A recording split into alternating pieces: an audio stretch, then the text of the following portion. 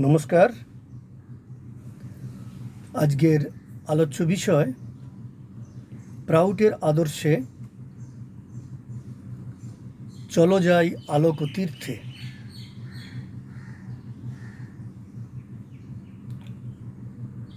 শোষণ ও অসংস্কৃতির করাল গ্রাস থেকে চলো যাই আলোক তীর্থে।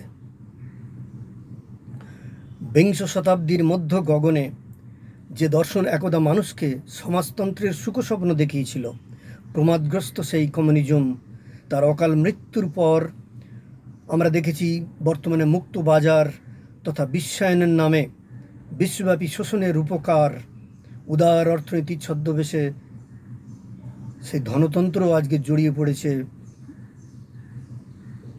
আর্থিক মন্দার ফাঁদে। এই পরিপ্রেক্ষিতে আজকে যে সারা বিশ্বে করোনার আক্রমণ, তার পরিপ্রেক্ষিতে আমরা দেখছি সাংঘাতিকভাবে আজকের একমেরু বিশ্ব ধনতন্ত্রের ছত্রছায়া আশ্রিত ছিল, সাংঘাতিকভাবে বিপর্যস্ত এই ধনতন্ত্র আশ্রিত অর্থনৈতিক ব্যবস্থা সাংঘাতিকভাবে ক্ষতিগ্রস্ত। উঠিয়ে দাঁড়াতে পারবে কিনা সন্দেহ আছে।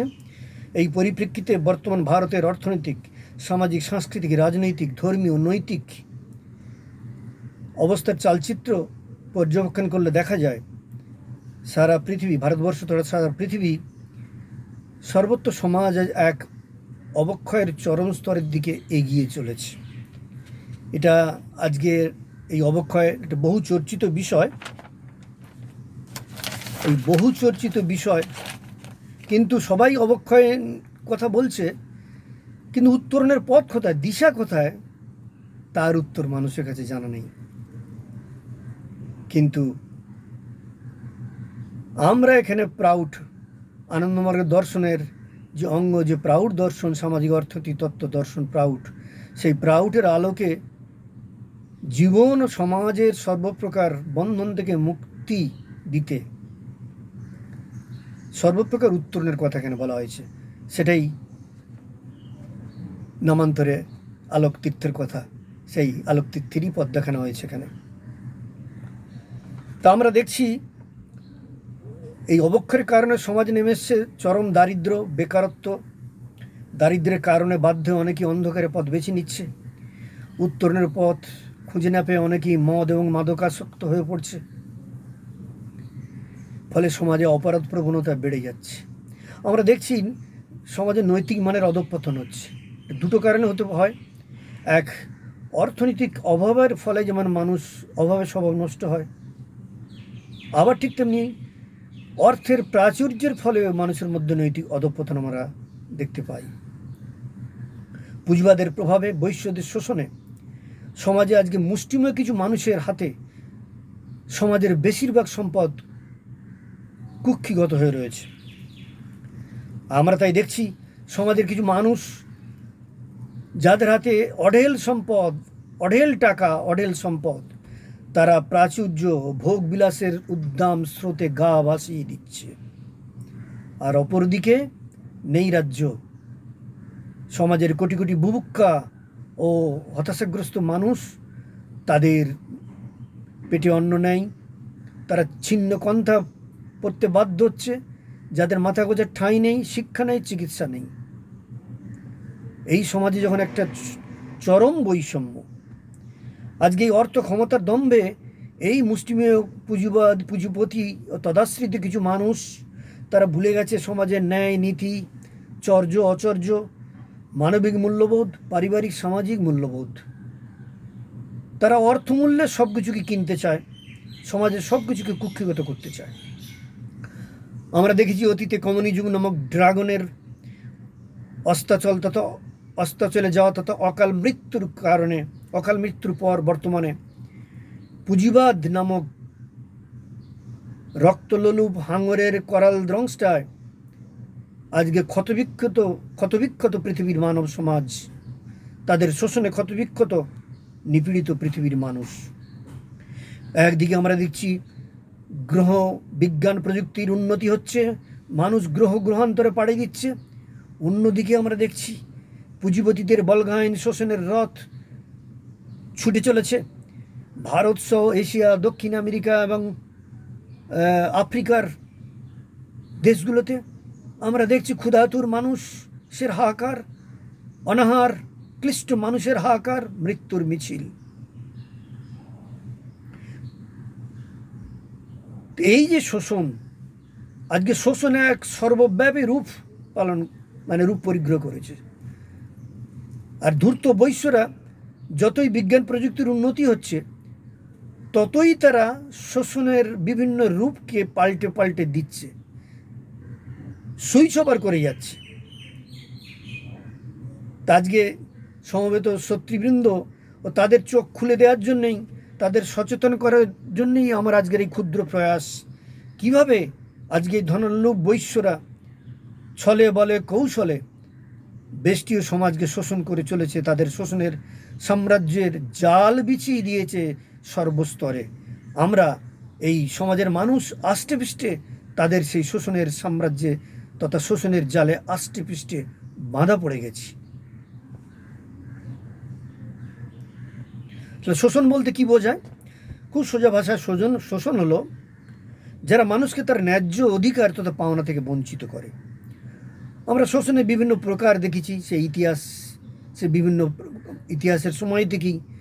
যেমন আমরা বলতে পারি বিভিন্ন প্রকারের শোষণ।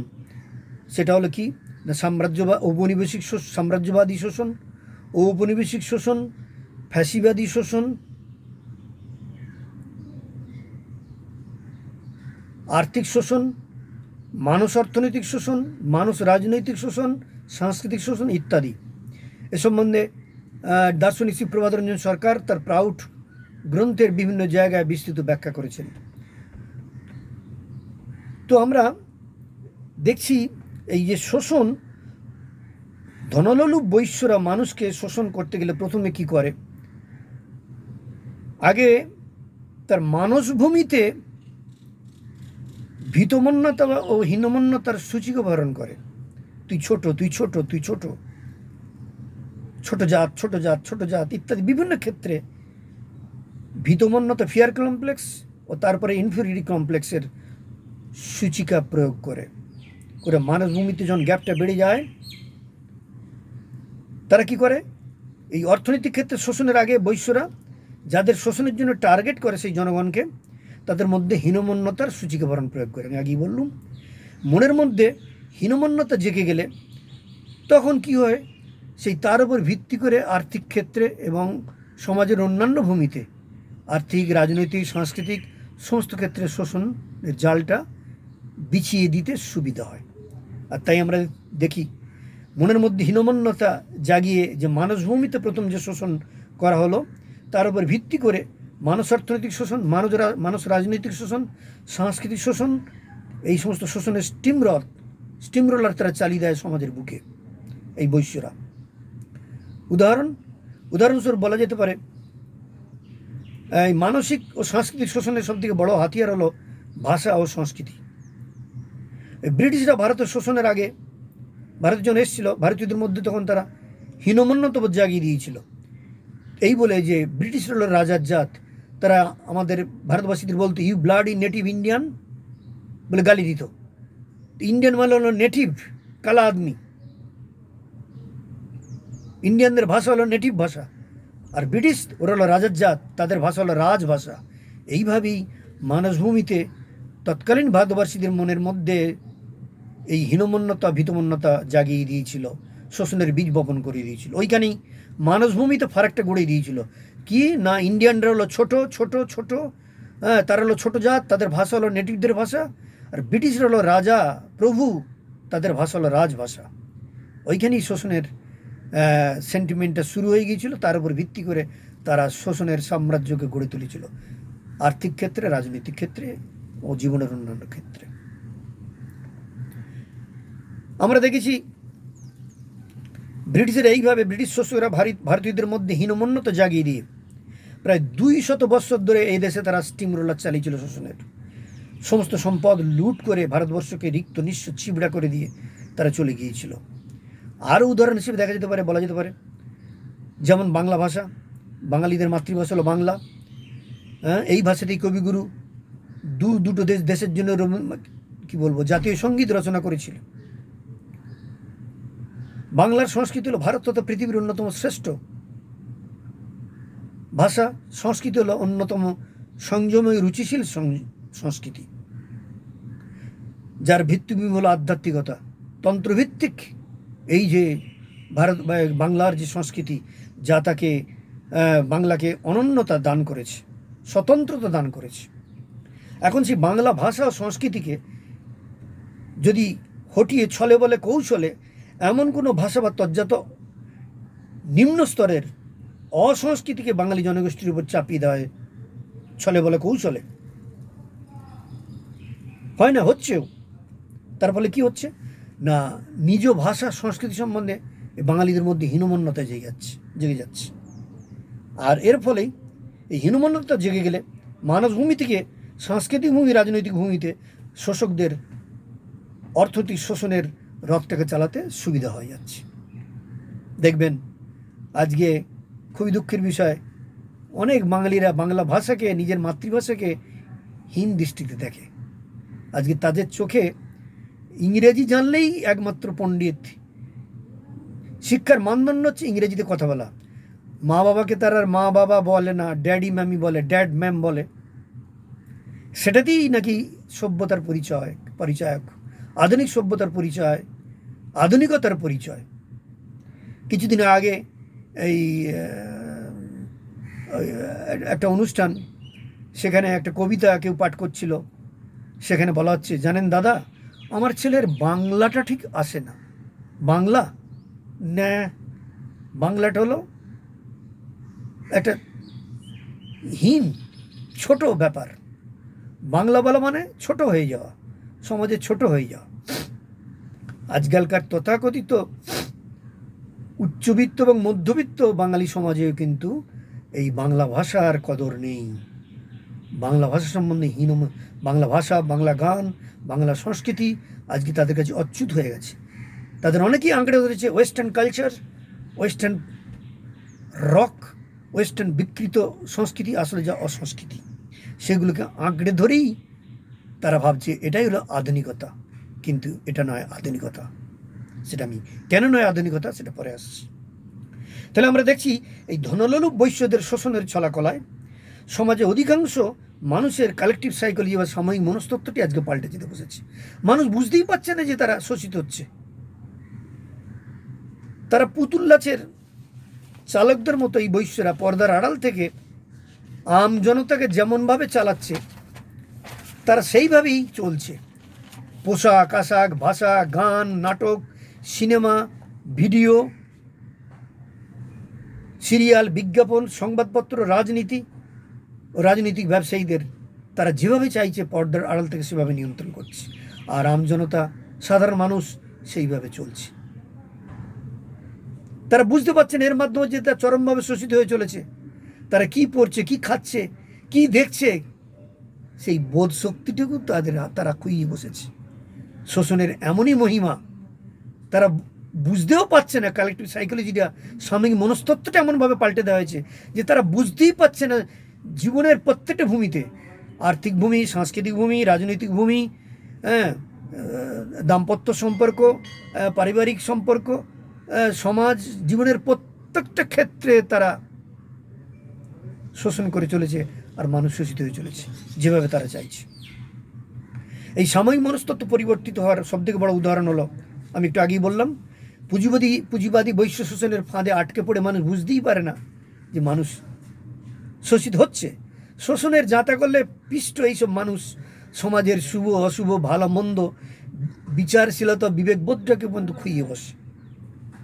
আর খুইয়ে বসে তারা বৈশ্যদের দাসে পরিণত হয়। বৈশ্যযুগে ভারতবর্ষের মতো দেশে যেখানে অশিক্ষা, কুসংস্কার, অনুন্নয়ন ও দারিদ্র জীবনের নিত্যসঙ্গী, সেখানে তো রাজনীতি হলো একটা বিনামূলধনের লাভজনক ব্যবসা। রাজনীতি হলো একটা বিনামূলধনের লাভজনক ব্যবসা। রাজনীতি নেতাদের উচ্চাকাঙ্ক্ষা ও তাদের অসততার ধাপ্পাবাজির সুযোগ নিয়ে কি করছে পুঁজিপতিরা, তাদের ব্যক্তিগত পার্টি ফান্ডে প্রচুর টাকা দিয়ে এই রাজনৈতিক নেতা এবং তদাশ্রিত পার্টিদের ভোটে জেতায়। ভোটে জিতে এরা কি করে, এরা যে জনগণের মুক্তির কথা বলে, বড় বড় কথা বলে বুলি কবচি ক্ষমতায় এলো, ক্ষমতায় এসে তারা কি করে, জনগণের সামনে বড় বড় কথা বলে পুঁজিপতিদের বিরুদ্ধে, আর তলে তলে সেই পুঁজিপতিদের স্বার্থ রক্ষিত করে আইনসভায় তাদের স্বার্থে একের পর এক আইন পাস করে জনগণকে শোষণের সমস্ত মিনসগুলো এরা পুঁজিপতিদের হাতে তুলে দেয়। সরকার আশ্রিত বড় বড় কি বলবো লাভজনক সংস্থাগুলোকেও এরা আর্থিক সংস্কারের নাম করে তুলে দিচ্ছে বৈশ্যদের হাতে। এরকম অজস্র ভুরি ভুরি উদাহরণ দেওয়া যায়। তো আমি এর কলেবর বাড়াতে চাইছি না।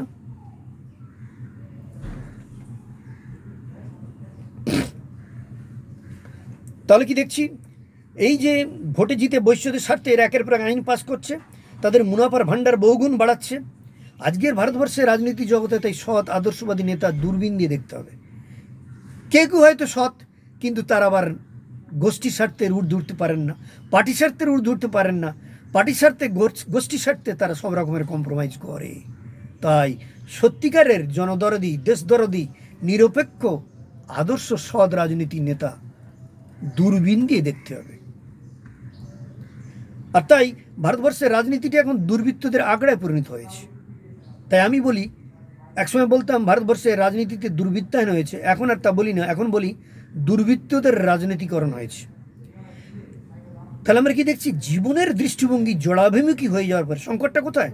জীবনের দৃষ্টিভঙ্গি ভোগমুখী তোরা জড়াভিমুখী হয়ে যাওয়ার কারণে আজকে মানুষের সমাজে এত সমস্যা, সভ্যতার এত সংকট। সভ্যতার এই যে পুঁজিবাদের প্রভাবে বিশ্বায়নের করাল গ্রাসে বর্তমানে কি হচ্ছে না, পাশ্চাত্যের ভোগ সর্বস্ব জীবনচর্যা অবাধ যৌনতার লাভাস্রোতে ভেসে যাচ্ছে ভারতবর্ষের সুপ্রাচীন সাংস্কৃতিক ঐতিহ্য, মানবিক মূল্যবোধ। বৈশ্যদের বলগাহীন শোষণের বিরুদ্ধে ভবিষ্যতে যুব ছাত্র সমাজের মধ্যে যাতে কোনো রকম বিক্ষোভ আন্দোলন দানা বাঁধতে না পারে, যুব ছাত্র সমাজে বিদ্রোহের অগ্নিস্ফুলিঙ্গ যাতে তৈরি হয়ে দাবানলের রূপ পরিগ্রহ করতে না পারে, সেই দাবানল যাতে বৈশ্য সাম্রাজ্যের শোষণের সাম্রাজ্যটাকে জ্বালিয়ে পুড়িয়ে ছারখার করে দিতে না পারে, সমাজে যাতে কোনো রকম বিদ্রোহরূপী বীজের অঙ্কুরোদ্গম না হয়, সেই জন্য ধূর্ত বৈশ্যরা সুপরিকল্পিতভাবে যুবসহ ছাত্রসহ সমাজের সর্বস্তরে মানুষের নৈতিক মেরুদণ্ডটা ভেঙে দেওয়ার হীন ষড়যন্ত্র করে। এইভাবে বৈশ্যরা ভোগবাদী জীবনচর্যাকে সুকৌশলে সমাজের সর্বত্র ছড়িয়ে দেয়। কি করে? তাদের শোষণের সাম্রাজ্যকে দীর্ঘস্থায়ী করে। সমাজের সার্বিক অবক্ষয়ের ফলে ভালো মন্দ, বিবেকবোধ, বিচার করার ক্ষমতা ক্রমশ সমাজে নষ্ট হয়ে যায়। আর যার ফলে আজকে সমাজে আমরা দেখছি নারী পাচার, খুন, ধর্ষণ প্রতিদিন বেড়েই চলেছে। পুঁজিপতিদের তৈরি অসংস্কৃতির বেনজলে ভোগী মন অবাধে ভেসে যাচ্ছে। সমাজ অসংস্কৃতির কালব্যাধিতে আক্রান্ত হয়ে গেছে। আজকে যে আমার যে টপিক, সেই টপিকের প্রথম পর্বের সমাপ্তি এখানেই। শুধু দর্শকবৃন্দকে অনুরোধ করব এই টপিকের দ্বিতীয় পর্বটি শুনতে, তবেই আমার বক্তব্যের বিষয় অনুধাবন করতে সুবিধা হবে। আর শেষে অনুরোধ করব ইউটিউবে গিয়ে অবশ্যই এই আচার্য প্রসন্নন্দ অবধূত আনন্দমার্গ প্রাউড এই চ্যানেলে সাবস্ক্রাইব করবেন। ধন্যবাদ, নমস্কার।